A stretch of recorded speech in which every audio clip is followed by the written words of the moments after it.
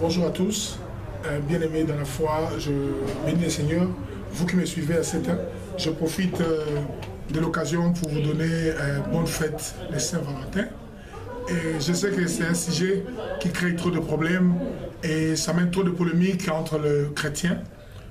Certains disent que non, Saint-Valentin, c'est pas pour les chrétiens. Certains disent c'est pour les chrétiens. Bon, en bref, j'aimerais quand même vous donner une idée sur ce qu'on appelle Saint-Valentin. C'est une histoire que je vais vous raconter. Et puis, je vais prier avec vous. Vous souhaitez une bonne chance et une bonne fête de Saint-Valentin. Alors, Saint-Valentin, c'est d'abord un prêtre catholique qui a vécu vers le 260, 240, donc 240, entre 240 et 270. Et après Jésus-Christ, il était prêtre à Rome. Alors, il y a eu un empereur romain qui s'appelle Claude, qui était venu. L'empereur romain Claude a eu un problème. Pourquoi? Ils ont remarqué que les soldats, les militaires qui allaient à la guerre, vous connaissez tous que la Rome est un pays guerrier, qu'ils allaient à la guerre, ils ont connu des problèmes. Pourquoi? Les militaires étaient plus attachés à la famille et ils ne voulaient plus aller à la guerre au front. Et il avait institué une loi que plus question de mariage. Alors Valentin, c'était un prêtre catholique. Alors il est allé se cacher, mais il commençait à célébrer et à prêcher le mariage entre les jeunes et il priait pour eux pour bénir le mariage. Et il a été arrêté, condamné à mort pour l'acte qu'il faisait de bénir les mariés. Et c'est comme ça que lorsqu'il est arrêté, les geôliers de la prison, il a été prêché par ses prêtres. Et le geôlier avait une fille qui s'appelait Claudine et Augustine. Et lorsque Augustine est venu voir, il est venu aussi pour accepter Jésus, le prêtre a prié pour Augustine et Augustine avait recouvert la vie. Et une histoire, et Augustine commençait à prendre soin du prêtre. Et ce qui se fait que, alors, le jour avant qu'on exécute le prêtre a fait une lettre. Il a écrit à ton Valentin. Il écrit à ton Valentin, c'était en forme de cœur, sur un papier rouge, il a mis dans une enveloppe. Quand il a donné à la fille Augustine, et Augustine, après que le prêtre a été exécuté, il a été tué, parce qu'il prenait pour la restauration du mariage, la restauration, l'attachement à la famille et autres, et l'amour. Et c'est comme ça qu'il a été tué. Et quand il a été tué, quelque chose est arrivé. La fille est allée ouvrir la lettre, il a trouvé à ton Valentin. Et c'est comme cela que le 14 février a été appelé le jour de Saint-Valentin. Avec l'église catholique, vous savez ce qu'ils font? Quand quelqu'un meurt pour une cause juste, c'est qu'on va le béatifier. Et on avait déclaré ce monsieur comme Saint-Valentin. Et ça devient une fête de Saint-Valentin. Alors, vous allez me demander la question, pourquoi moi je célèbre?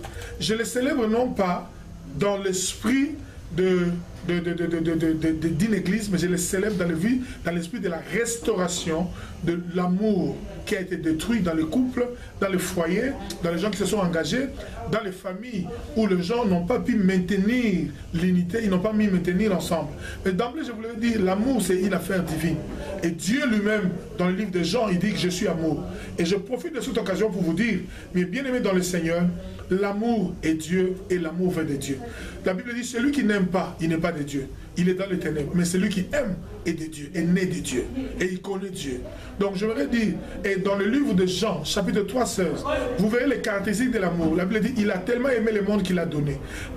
Les caractéristiques de l'amour, c'est l'esprit de sacrifice. Deuxièmement, Dieu nous a aimés et même si nous faisons des erreurs, et dans tous nos erreurs, Dieu ne change pas d'attitude envers nous.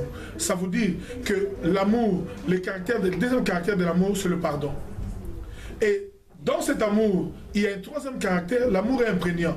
Et quand vous lisez dans le livre de Proverbes, je crois des Proverbes 17, verset 9, on dit que l'amour, celui qui aime, il pardonne, il efface. Et il couvre les multitudes du péché, les multitudes des erreurs. L'amour couvre les erreurs. Donc c'est pour dire que mes frères et sœurs, l'amour n'est pas quelque chose qu'on peut manipuler. L'amour c'est quelque chose de fort.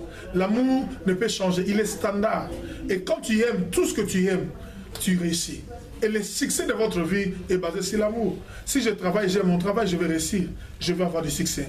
Si je travaille, j'aime ma femme, j'aurai du succès dans mon mariage. Si j'aime mon mari, j'aurai du succès dans mon mariage. Si j'aime mes enfants, j'aurai du succès dans la vie de mes enfants. Donc voilà pourquoi, excellent enfant de Dieu, à ce temps ici, je vous appelle pour vous dire qu'il y a quelqu'un qui vous aime. Et même Dieu réclame, il dit, le premier commandement, vous devez aimer Dieu de tout votre cœur, de toute votre pensée, de tout votre esprit. Donc ce que vous, en tant que chrétien, là vous êtes, vous qui m'écoutez, c'est un message important que je vous donne.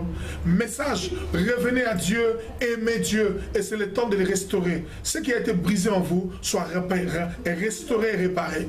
Et la Bible dit, Dieu est le réparateur de brèches. Donc c'est pour dire, mes frères et sœurs, vous qui m'écoutez, à ce temps, le Seigneur est en train de frapper à ton cœur. Ne dis pas, parce que j'ai des problèmes, que Dieu, je ne dis pas, parce que j'ai des problèmes, j'ai des situations comme ça, Dieu ne m'aime pas. Dieu t'aime toujours. Tes erreurs, Dieu t'aime toujours. La cigarette que tu prends, Dieu t'aime toujours. La prostitution que tu fais, Dieu t'aime toujours. Il t'aime comme tu es. Et la Bible dit, venez tel que vous êtes. L'amour de Dieu pour toi, personne ne l'effacera. Mais maintenant, c'est à toi de cultiver un amour envers Dieu. De montrer à Dieu que vous l'aimez. Et lorsque vous montrerez à Dieu que vous l'aimez, Dieu viendra. La Bible dit, c'est lui qui m'aime, je l'aimerai. Et moi et mon Père, nous viendrons chez lui et nous habiterons chez lui. Aimez Dieu dans votre façon de faire, dans votre essence de sacrifice. Aimez Dieu. Dans le sens de lui donner le temps. Celui qui vous aime, vous aimez, vous devez lui donner le temps. Et voilà pourquoi je voudrais dire que cet amour, que cette fête de Valentin ne soit pas seulement une fête des amoureux dans un mauvais sens, où les gens vont faire n'importe quoi, mais que ce soit une fête où toi aussi, chrétien, que Valentin ne soit pas un jour, mais Valentin soit tous les jours de votre vie. Que le Seigneur vous bénisse. Bonne fête de Valentin. À toi, pasteur, maman pasteur, chrétien, né de nouveau ou non né de nouveau, que le Seigneur fasse grâce afin que la restauration vienne dans votre vie. Que Dieu vous bénisse. Merci. C'était l'apôtre Meyar Mokamila qui vous souhaite cette bonne fête de Valentin. Bye.